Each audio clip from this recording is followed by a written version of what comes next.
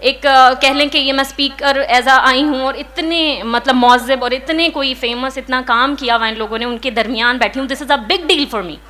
और मैं मेरे ख्याल से मैंने कुछ भी नहीं किया अभी तक, लेकिन हाँ मैं सिंध की बात करने आई हूँ, सिंध जिससे इश्क है मुझे।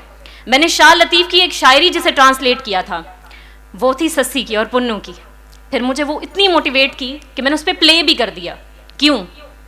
क्योंकि मुझे सस्सी ने सिखाया कि अगर तुम्हें इश्क हो जाए तो वजूद लगा दो अपना और अपने मकसद पे कायम रहो।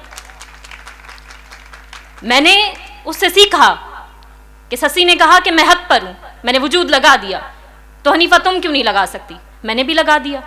ठीक है, अगर जान है तो सिंध की है, सिंधी भी सीखेंगे, सिंध में रहेंगे, काम भी करेंगे और ओन करेंगे। Ownership is very important. For more details, visit our YouTube channel, Sindh Literature Festival.